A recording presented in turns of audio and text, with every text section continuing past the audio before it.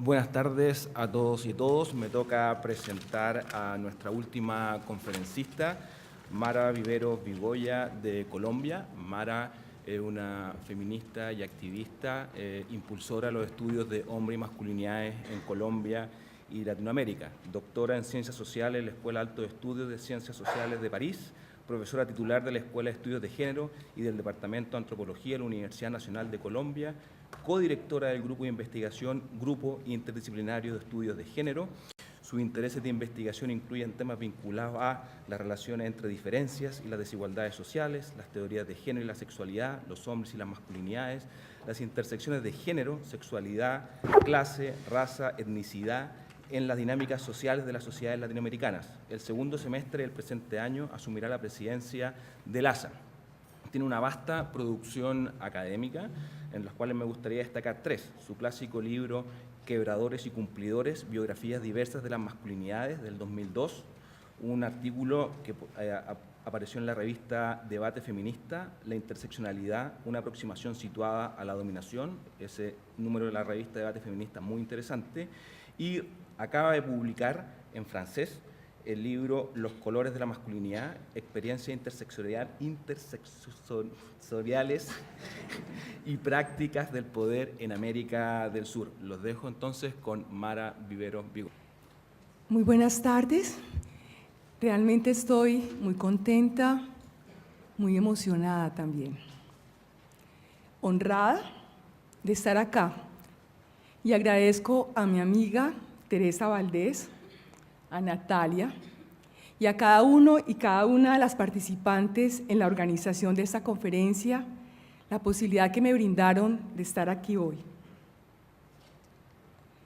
Y quiero compartir con ustedes una conferencia que organicé en torno a tres preguntas: mi llegada al campo de investigación sobre hombres y masculinidades, los desafíos que enfrenta una mujer feminista que trabaja en este tema y con estos sujetos de estudio, y finalmente, los supuestos teóricos y empíricos que guían el contenido del libro que publiqué primero en Francia y que fue traducido recientemente al portugués con el título As Cores da Masculinidade.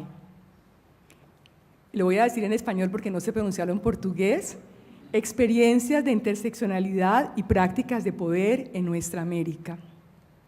La escritura de este libro me dio la oportunidad de revisitar, es decir, de acercarme y reflexionar por segunda vez a mis primeros trabajos e inquietudes sobre hombres y masculinidades.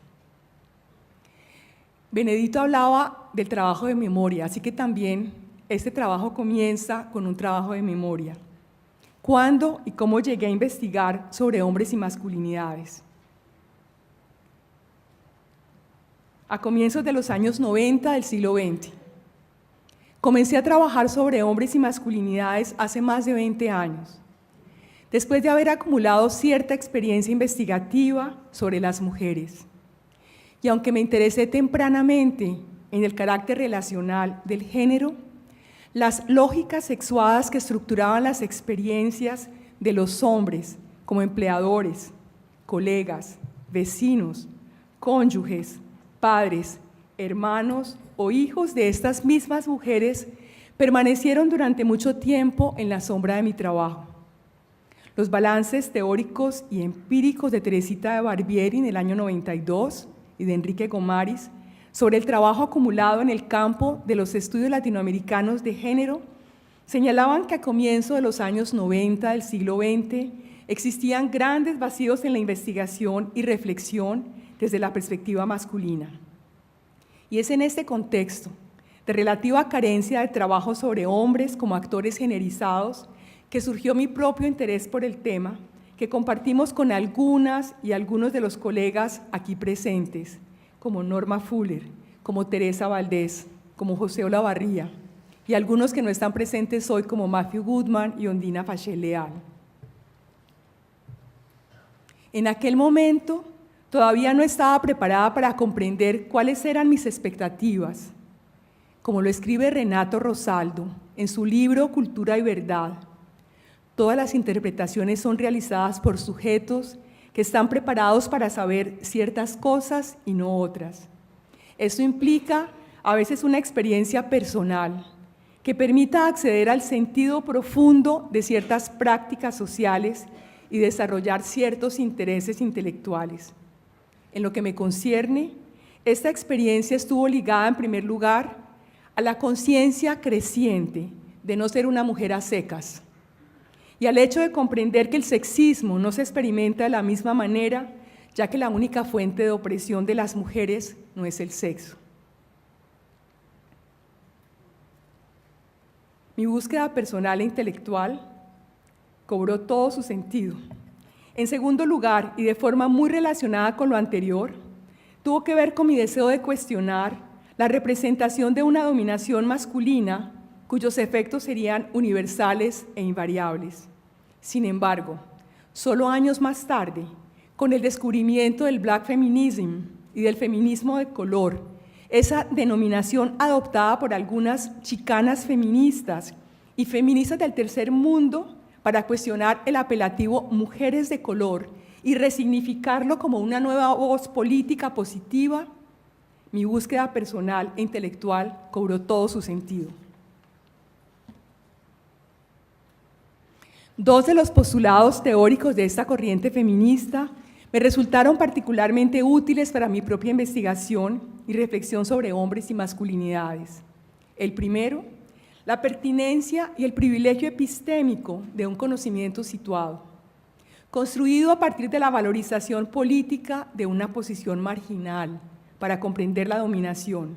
Así, mi posición de mujer no blanca en el contexto colombiano me llevó a desplazar mis preguntas sobre la dominación masculina de un marco unidimensional de género hacia otro pluridimensional, en el cual el género se articula e interactúa con otras formas de dominación, de clase, de raza y etnicidad.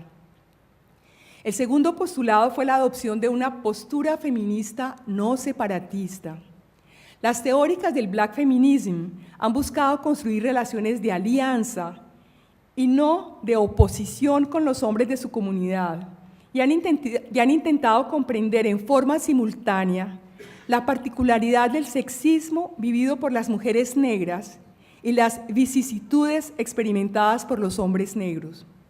Inspirada por este tipo de pensamiento, me ha parecido importante en términos políticos y analíticos aprender a acercarme a los hombres y hablar con y sobre ellos con una voz feminista que puede desafiarlos, pero que nunca los disminuye, con la ambición de generar y compartir un espacio de solidaridad y transformación social con aquellos que expresen su respaldo a las luchas feministas.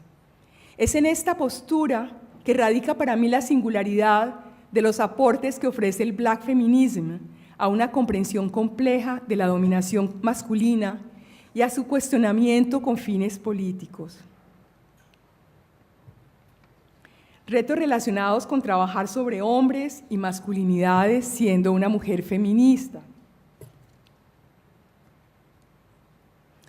A menudo me han preguntado por qué y para qué trabaja una mujer feminista sobre hombres y masculinidades. Detrás de estas preguntas subyace en primer lugar la inquietud en cuanto a la legitimidad y validez de un trabajo sobre hombres y masculinidades realizados por una mujer. Y aquí encontramos una vieja controversia de la antropología, un campo disciplinario en el cual preferencialmente, pero no exclusivamente, ubico mi trabajo investigativo, que consiste en preguntar si es preciso hacer parte de un grupo para comprenderlo. En los inicios de la antropología de la mujer, la idea según la cual las mujeres estábamos mejor cualificadas que los hombres para estudiar a las mujeres trajo la pregunta sobre su posible competencia para estudiar a los hombres.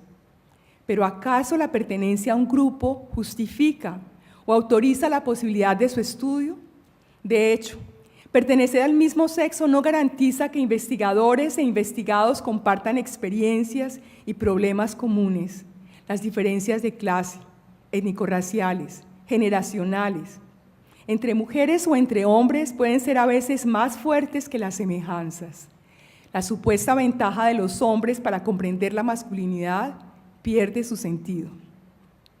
Por otra parte, la denuncia del sesgo androcéntrico que caracteriza una gran parte del conocimiento producido sobre las mujeres y la desconfianza en relación con los motivos de los hombres para implicarse en las luchas por los derechos de las mujeres desembocaron muchas veces en posiciones normativas que instituyeron como deber ser de la investigación feminista la condición de las mujeres, dejando de lado el análisis de los mecanismos de dominación desde el punto de vista del grupo social dominante.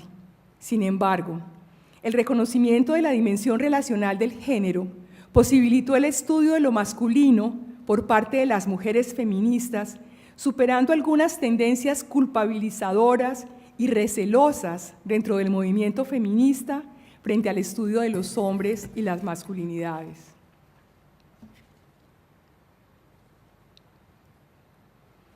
Es importante subrayar además que la comprensión de la dominación como una relación vinculada siempre con otras relaciones de poder, llámese interseccionalidad, interconectividad, simultaneidad de opresiones o matriz de dominación, una deuda que tengo con el legado teórico y político del Black Feminism, me permitió articular en la reflexión sobre hombres y masculinidades en Colombia distintas narrativas sobre las experiencias de ser hombre, negro, blanco, heterosexual u homosexual. Trabajar sobre hombres y masculinidades siendo feminista es una tarea que carece de evidencia porque los riesgos son múltiples. Y voy a subrayar únicamente 3, que me parecen importantes para situar mi propia perspectiva de análisis, alimentada a la vez por experiencias vitales y prácticas intelectuales. El primer riesgo es la ilusión de simetría, que puede encubrir una comprensión errónea del significado del carácter relacional del género. Incluir a los hombres y las masculinidades en un análisis de género no puede hacerse sin tener en cuenta la relación entre el género y el poder.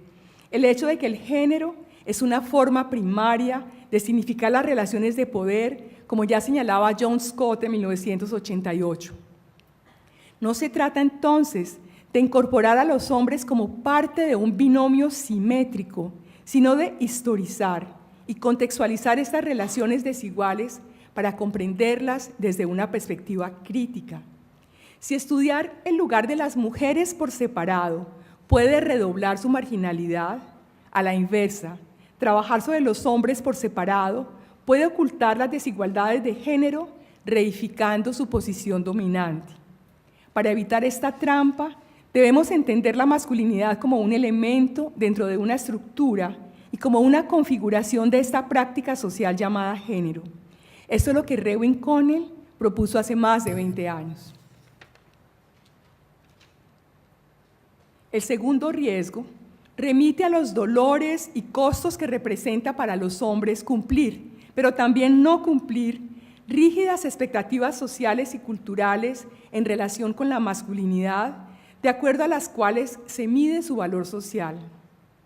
Como lo señala Cristina Guionet, la retórica de los costos y los dolores masculinos es un campo minado. La mayor parte de los estudios que describen la opresión de los hombres por estas normas adoptan una perspectiva muy subjetiva, sin identificar con claridad el origen social de este malestar identitario que pueden experimentar algunos hombres no conformes a la norma. Por otra parte, considerar esta ambivalencia de la posición de los hombres no debe eliminar la posibilidad de estudiar la dominación masculina como el monopolio socialmente construido de los hombres sobre ciertos instrumentos, saberes prácticos, know-how y dominios de la vida social. Se requiere entonces analizar simultáneamente los efectos objetivos y subjetivos que tienen sobre las mujeres la posición dominante de los hombres en el orden de género y las nefastas consecuencias que puede tener para algunos hombres el mandato de la masculinidad o los mandatos. Al igual que en la diversidad de experiencias del sexismo vivido por las distintas mujeres, las diferencias de clase, etnicidad, raza orientación sexual, edad, entre otras, atraviesan la categoría hombres y distribuyen los costos y las ganancias de modo desigual entre los hombres.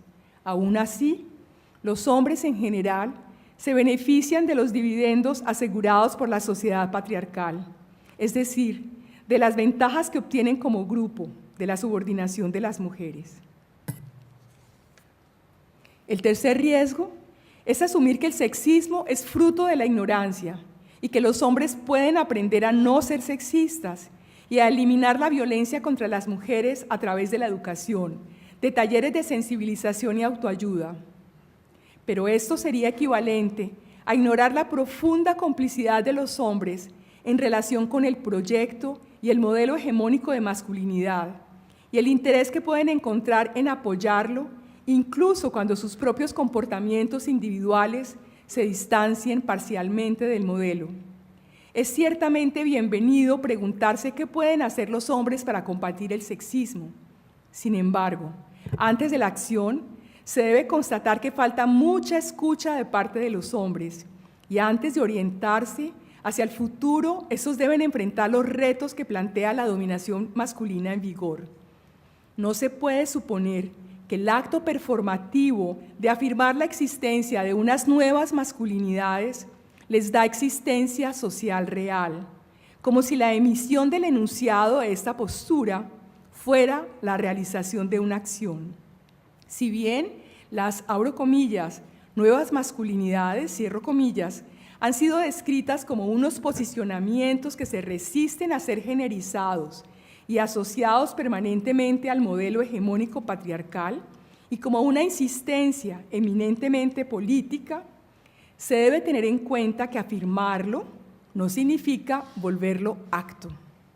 Para que un enunciado sea realmente performativo, deben cumplirse ciertas condiciones. Y en el caso de las nuevas masculinidades, declararlas sin tener en cuenta las condiciones que permiten este enunciado, es decir, la existencia previa de actos que lo autoricen, es imaginar que se puede hacer existir una práctica a través del habla y la representación. Por otra parte, antes de afirmar yo no soy sexista o machista, yo no soy un hombre de aquellos que critica el feminismo, sería mejor continuar documentando las formas concretas de sexismo que persisten y se están intensificando de muchas maneras en nuestra América. Los colores de la masculinidad, identidades interseccionales y prácticas de poder en nuestra América.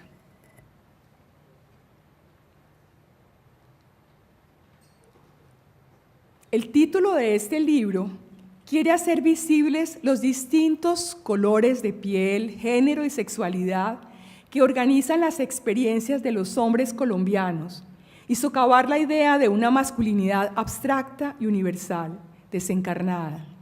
Con este título busco afirmar además no solo la diversidad y heterogeneidad de las masculinidades, sino también las desigualdades, las tensiones, las ambigüedades y las contradicciones que caracterizan las experiencias de la masculinidad en Colombia, en una sociedad donde la racialización se manifiesta a través de un juego pigmentocrático que atraviesa las fronteras de clase, integrando las diferencias socioeconómicas.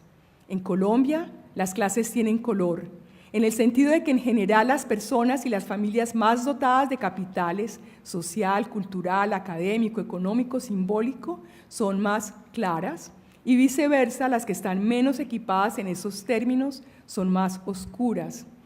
En mi trabajo previo sobre hombres y masculinidades en Colombia, mostré que la masculinidad no es un atributo de los hombres, sino el producto de una relación, y que no hay una, sino muchas masculinidades. Esta noción de masculinidad se construye a la vez en oposición a la de feminidad y en contraste con distintas masculinidades inscritas en diferentes relaciones sociales, de clase, edad, raza, etnicidad, color de piel, región, que organizan jerárquicamente las relaciones entre hombres en Colombia. Al mismo tiempo, di cuenta del carácter extendido de las normas de masculinidad que se imponen a todos los hombres en forma de mandatos comportamentales y morales pese a la pluralidad de formas de masculinidad identificadas. Ya sea para adecuarse a ellas o para rechazarlas, los hombres deben situarse en relación con estas normas y su posición depende a la vez de la interacción de distintos factores estructurales y posicionales y de las diferencias de recursos que tienen para confrontar estos mandatos normativos. Ahora bien, ¿por qué privilegiar las relaciones de género y raza y sus entrecruzamientos como eje de análisis central de este nuevo libro sobre hombres y masculinidades? La razón es evidente, la historia. En el contexto latinoamericano y colombiano, las ideologías de raza se han entretejido constantemente con la dominación de género a través del control de la sexualidad de las mujeres y la subordinación de los hombres racializados para producir un ordenamiento sociopolítico en el cual la genealogía sigue ocupando un lugar preponderante. La raza y el sexo, género, tiene lo que Peter Wade llama una afinidad electiva en los sistemas de dominación y jerarquía. Y una feminista materialista como Colette Guillaumin, en 1972, utilizó las lecturas críticas de la categoría de raza para pensar el sexo y redefinir a las mujeres, y a los hombres añadiría yo, no como un grupo natural, sino como una clase social naturalizada. La comparación entre la dominación sexual y el racismo me fue útil para entender el tratamiento análogo que sufren las mujeres y los sujetos racializados como grupos que están sociológicamente en situación de dependencia o inferioridad y que son pensados como particulares frente a un grupo general desprovisto supuestamente de cualquier peculiaridad social. La noción de experiencia que utilizo en este libro no concibe la experiencia como un dato preexistente ni como un atributo que poseen las personas, sino como un evento histórico y discursivo, colectivo e individual que requiere una explicación. Las experiencias de masculinidad, de negridad, de blanquidad que analizo deben ser entendidas como un evento históricamente situado, que requiere una explicación particular de la especificidad de su realidad material y sus implicaciones, y que al mismo tiempo produce otras explicaciones a partir de una conciencia específica de esta realidad. Como lo señala una de las principales teóricas del Black Feminism, Patricia Hill Collins, no hay pensamiento sin experiencia, y por ello es importante considerar que las experiencias generan una manera particular de interpretar las realidades vividas. En este trabajo pretendo dar cuenta de la experiencia de género de algunos hombres en Colombia, a partir del conocimiento que expresan ellos como miembros de grupos sociales particulares sobre esta experiencia y de mis propias interpretaciones, fruto de un pensamiento más especializado pero igualmente situado. Sus comentarios y análisis de lo que viven como hombres permiten entender la centralidad de las relaciones étnico-raciales y de clase para establecer jerarquías entre ellos en función de sus comportamientos en el trabajo y en la familia, como los dos ámbitos de la organización social que están profundamente interconectados y modelados por estas relaciones de raza y clase. Así, las representaciones de los unos como cumplidores, proveedores responsables, padres presentes y sexualmente contenidos, y de los otros como quebradores, hombres siempre listos para la fiesta, el baile, el sexo, pero irresponsables como padres y cónyuges, no están desligadas de los estereotipos raciales que existen sobre unos y otros, ni de los ordenamientos étnico-raciales y de clase que los ubican en distintos lugares del espacio social colombiano y les proporcionan distintas recompensas. Igualmente, el cumplimiento o incumplimiento de los mandatos de género, en términos de familia, paternidad o sexualidad, pueden ser utilizadas para reforzar o a veces desafiar las jerarquías sociales y las fronteras étnico-raciales. Hablar de los hombres de Quibdó y de Armenia como hombres negros, blancos o mestizos no fue nada obvio al inicio de mi trabajo sobre masculinidades. Me sentí obligada a utilizar el lenguaje de la cultura regional Para hablar de las diferencias étnico-raciales entre estos hombres, dada la dificultad que generaba hablar de raza en América Latina en el periodo en el que yo realicé mi primer trabajo de campo. Sin embargo, siento que es una reflexión actual. Sigue siendo muy difícil hablar de raza. En Colombia, por razones históricas, la raza tiene una dimensión regional que da lugar a oposiciones entre tres áreas geográficas: las zonas costeras, percibidas como negras, las zonas andinas del interior, descritas como blancas y mestizas, teniendo en cuenta que el término mestizo en español designa a las personas nacidas de un padre o madre blancos y de un padre o una madre indígena, a diferencia de lo que sucede, por ejemplo, en Brasil. Y las tierras bajas amazónicas, presentadas como indígenas. En Colombia, la alusión a la región de origen permite referirse a la raza y a la etnicidad sin necesidad de nombrarlas. Estas dificultades no fueron ajenas a mi propia subjetividad como mujer negra o no blanca en el contexto colombiano. Aclaro que yo me nombro de esta manera, no por ser la hija de un hombre negro, entre comillas, y una mujer blanco-mestiza, entre comillas, sino por haberme posicionado política y subjetivamente de este modo, consciente del efecto que tienen sobre la vida social y personal los discursos sobre la raza y la etnicidad que circulan en Colombia y que van a ser objeto de reflexión en este libro. Mi identidad, negra y mestiza, entre comillas, no es una identidad que siempre haya pensado y sentido de la misma manera.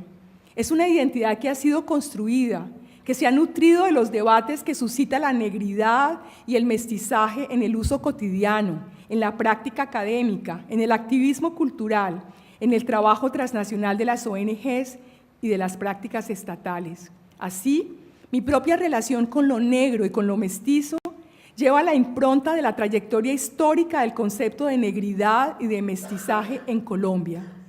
No sobra recordar que antes de la Constitución de 1991 no existían sino referencias indefinidas y ambiguas a estos conceptos, mientras hoy existe un relativo acuerdo sobre una definición que subraya el vínculo de la negridad con la diáspora africana en un contexto en que el discurso sobre el mestizaje continúa teniendo un poder importante.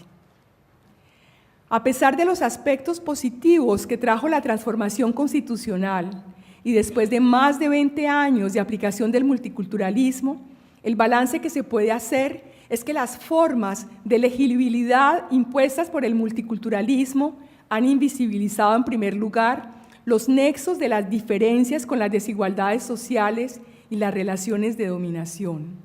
Y en segundo lugar, las demandas políticas que no se expresan en forma de reclamación de derechos o no se definen en términos de diferencia cultural.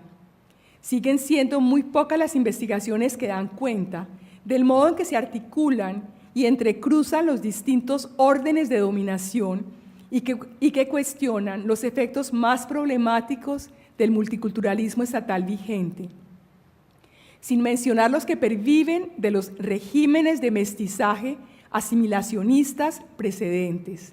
En este contexto, este libro pretende ofrecer nuevas perspectivas de lectura sobre la diferencia y la dominación social que permitan reconocer su estrecha relación con las desigualdades en un entorno marcado por un fuerte tono celebratorio de la diversidad, así como rescatar el carácter complejo y consustancial de las diferencias.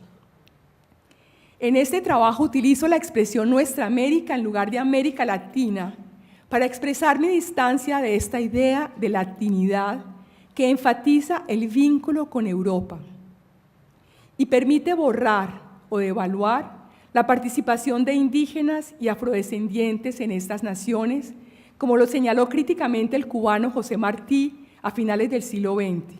El mestizaje, una de las ficciones fundadoras de América Latina, fue considerado el principal garante de la homogeneidad nacional en la región. También ha dado lugar a la famosa ideología del mestizaje, afirmando el surgimiento de una nueva cultura a través de la fusión armoniosa en términos biológicos y culturales de lo mejor de las razas y culturas de origen, como señalaba Bonfil Batalla. Esta visión ha sido criticada por invisibilizar las desigualdades sociales internas relacionadas con la raza. La expresión Nuestra América busca una reapropiación y un desplazamiento del significado del carácter mestizo de nuestra historia. Pero en esta oportunidad, porque estamos en el siglo XXI, me inspiro por una forma diferente de percibir la realidad desde la conciencia de la nueva mestiza, de la que habla Gloria Anzaldúa, o del mestizaje cheje, evocado por Silvia Rivera Cusicanqui. La nueva mestiza es un proyecto inacabado de lucha por crear un espacio, el puente, donde aunar y de construir simultáneamente las distintas experiencias íntimas y las reivindicaciones políticas, raciales, sexuales y de género que conforman esa identidad. Nuestra América hoy es el proyecto de la nueva mestiza y una crítica a la idea según la cual existiría un mestizo universal. Es también la afirmación de la capacidad de resonancia que produce la habilidad para vivir en los límites, en la frontera, en ese espacio cheje, donde coexisten en tensión y en conversación lo colonial y lo colonizado, como plantea Silvia Rivera Cusicanqui. Hablar de nuestra América, en lugar de hablar de América Latina, es finalmente escoger una denominación que no fue creada en los ámbitos académicos hegemónicos metropolitanos para dar cuenta de unas experiencias sociales particulares. Finalmente me voy a referir al contenido del libro. Bueno, esa es la carátula del libro en francés. La carátula del libro en portugués, como ven, es muy distinta. Es una perspectiva fanoniana, si la recuerdan la primera. Una perspectiva fanoniana que yo utilizo, resignifico y también muestro los límites, los alcances de eso, pero eso sería una discusión más larga. La expresión Nuestra América busca una reapropiación. Estábamos en el contenido de este libro. Repensar, redefinir las experiencias de la masculinidad con esta clave interseccional es en términos sencillos el proyecto que construye este libro. Su apuesta me ha implicado afrontar algunos retos teóricos. Primero, el uso persistente de la categoría hombre, que tiene sentido solo si consideramos que no puede ser reificado y si entendemos que la masculinidad no es una posición fija en las relaciones de género y que puede ser desvinculado del cuerpo de los hombres. En general, los estudios de masculinidad se centran en los sujetos masculinos, lo que tiene el efecto performativo en el mundo académico de circunscribir la masculinidad a los cuerpos y sexos apropiados para representarlo. Al mismo tiempo, es necesario considerar que las prácticas sociales, a partir de las cuales los hombres ocupan un espacio concreto en las relaciones de género, tienen efectos concretos. Hablar de hombres tiene sentido si esto permite poner de relieve las continuidades entre ciertas prácticas educativas y las normas de socialización transmitidas a los hombres y el uso de las armas, el ejercicio de la violencia, la actuación viril agresiva y a menudo misógina. En segundo lugar, en el campo universitario de los estudios de género, existen todavía pocas investigaciones dispuestas a focalizarse en la interseccionalidad de los distintos órdenes de opresión. Desde este punto de vista, las reflexiones planteadas en este libro aportan a un terreno académico que está en construcción, que además no está disociado del ámbito político. En efecto, las epistemologías feministas y decoloniales del conocimiento situado que orientan los estudios interseccionales tal como yo los concibo, posibilitan no solo cuestionar las supuestas certezas de la neutralidad científica, sino alimentar e incidir en las acciones políticas de los distintos movimientos. En esta perspectiva, la primera parte del libro, titulada Teorías feministas y masculinidades, aborda los supuestos y los principales vacíos de la teoría feminista para comprender y analizar la dominación masculina, la existencia de nuevos tipos de hombres en circunstancias nuevas y la necesidad de pensar sobre los hombres y las masculinidades disociándolos. En resumen, el primer capítulo sitúa los estudios de los hombres y las masculinidades en el campo de los estudios feministas y de género, un campo que no está libre de tensiones y dilemas sobre el poder y cuyas relaciones internas delinean configuraciones distintas según periodos y tradiciones intelectuales y políticas. La mayor parte de la literatura sobre el tema, publicada en primer lugar en inglés y de forma secundaria en francés o portugués, se refiere a los problemas de las relaciones de género de las sociedades norteamericanas y europeas contemporáneas. Es por esto que me pareció importante rastrear en el segundo capítulo la forma en que se ha abordado esa problemática en nuestra América, los temas que se tratan, los énfasis que se hacen, los problemas que se privilegian. Este balance, que no tiene pretensiones de exhaustividad, permite identificar el alcance de estos estudios, sus aportes al subcampo de los estudios de masculinidad y las resistencias que expresan en relación con los estereotipos existentes sobre las masculinidades latinoamericanas. La segunda parte, titulada Masculinidades nuestroamericanas, se abre con el tercer capítulo, que examina los imaginarios y estereotipos existentes sobre la sexualidad masculina negra, en una perspectiva histórica y desde el punto de vista de los propios hombres negros, entre comillas, frente a estos imaginarios que los presentan como seres dionisíacos, interesados fundamentalmente en el goce de los sentidos y los usos sociales que hacen de ellos hasta transformarlos en un valor positivo. También explora el papel que pueden jugar en esas estrategias las diferentes formas de entender, percibir y poner en práctica el cuerpo negro masculino. Finalmente, estudia el impacto que tienen las prácticas musicales y performativas de algunas agrupaciones percibidas como símbolos de afirmación y orgullo de la cultura afrocolombiana en estos imaginarios sobre los cuerpos masculinos negros. Me refiero fundamentalmente, para quienes les gusta la música, a Chuck Town y a Herencia de Timbiquí. Bueno, me gustaría hablar de cada uno, pero creo que la idea es como presentar un panorama. El cuerpo, como agente y como objeto de las prácticas sociales, ocupa un lugar central en las relaciones de género. A su vez, el orden de género tiene innumerables efectos corporales, como los que muestro en este capítulo. Me refiero a la tensión que estructura la subjetividad de muchos hombres que se nombran como negros y que oscilan entre dos formas de pensar, percibir y poner en acto su cuerpo. La que corresponde al modelo centrado en la piel, es el modelo fanoniano, elaborado a partir de la mirada que objetiva y etiqueta a ese cuerpo como diferente y otro. Es lo que señala Fanon cuando dice que el niño lo está señalando en un día de invierno y le dice, mamá, un negro. Y él se congela cuando escucha esa palabra. Pero también es la mirada que objetiva y etiqueta ese cuerpo como diferente y otro, como sería la de los agentes policiales que los escogen para ser requisados. El segundo modelo es el que hace referencia a la carne, que experimenta sensaciones y que las produce en forma prediscursiva y en la intersubjetividad, como las sensaciones que se generan entre los músicos y su audiencia, o en el marco de una performance política.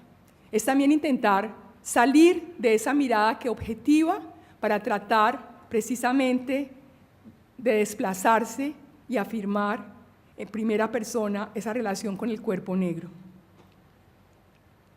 El cuarto capítulo analiza las continuidades y discontinuidades históricas de lo blanco en el contexto latinoamericano, desde el periodo colonial hasta nuestros días, y en relación con la constitución progresiva del significado contemporáneo de la raza, articulada siempre con el sexo, para producir específicamente una masculinidad blanca hegemónica que garantizó el dominio de los hombres blancos y la subordinación de las mujeres y de los hombres no blancos. En este capítulo muestro también la consustancialidad entre masculinidad, blanquidad y modernidad del proyecto político de las élites blancas en América Latina. Y a modo de ejemplo, busco hacer visible el carácter masculino y blanco del estilo político de gobiernos, como el del expresidente Álvaro Uribe Vélez, pero tenemos otros ejemplos en este momento. Y los réditos que le trajo el uso mediático de valores asociados a la masculinidad y a la blanquidad como fuentes de legitimidad política y de popularidad. Este capítulo muestra la utilidad de un análisis interseccional de las relaciones sociales para dar cuenta de los fundamentos generizados y racializados del poder, la autoridad y la legitimidad. El ejercicio planteado en estos capítulos busca mostrar que la clase y la raza distribuyen las ganancias y los costos de las relaciones de género de manera desigual y definen experiencias y representaciones diferenciadas de la masculinidad de los hombres. Así, los hombres que se benefician de los réditos patriarcales y raciales y los que sufren los costos de la imposición de los mandatos de la masculinidad hegemónica y de la supremacía blanca no son los mismos. Los primeros detentan la autoridad en el Estado y controlan las instituciones coercitivas y son reconocidos por los medios de comunicación, como en el caso analizado en el cuarto capítulo. Si bien pueden sufrir algunas desventajas al ser objeto de rivalidades políticas y convertirse en foco central del escrutinio público, esas desventajas son, como lo señala Connell, las condiciones de sus ventajas. En el otro lado del espectro social, los hombres negros han realizado en su gran mayoría trabajos poco calificados, mal pagados y poco reconocidos. Han hecho parte de los grupos más expuestos al control policial. Generan sospechas en el espacio público si van deprisa o si se los cruza de noche en la calle porque se teme que sean delincuentes. Son cosificados como objetos sexuales y estereotipados como hombres hiperviriles. Han tenido algunas ventajas al ser reconocidos como diestros bailarines o por sus talentos musicales y destrezas físicas, pero como se muestra en el capítulo 3, estas ventajas no les aportan réditos en las jerarquías que organizan el orden social y racial.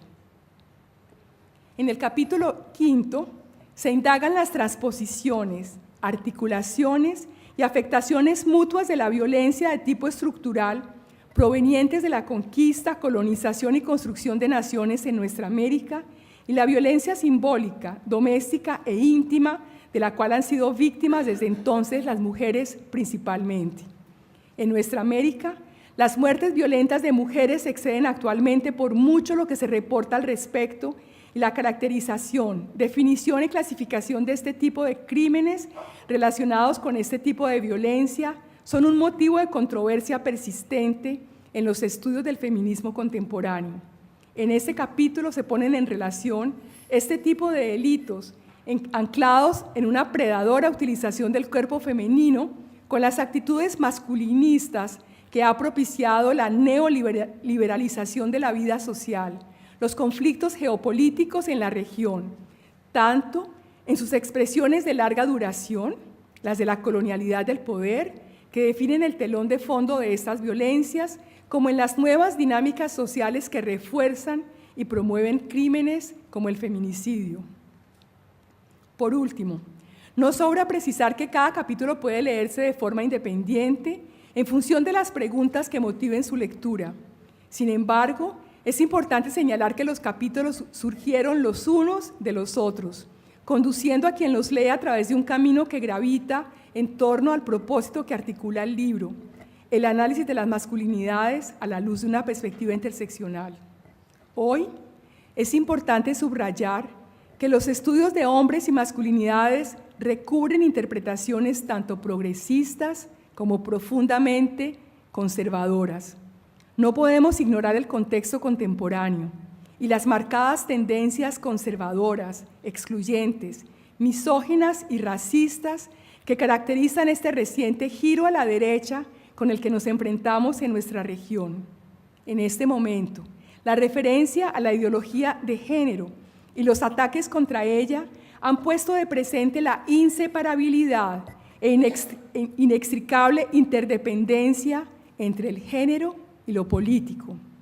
El principal aporte de un análisis interseccional es que ofrece la posibilidad de entender mejor la complejidad de estas nuevas modalidades de ejercicio del poder por parte de los hombres y la persistencia de una lógica cultural que fusiona las armas, la masculinidad y el poder. La apuesta interseccional es una invitación a abordar esas problemáticas, eludiendo las trampas del sexismo, del racismo y de la homofobia, que entrelazados siguen atenazando constantemente nuestras vidas.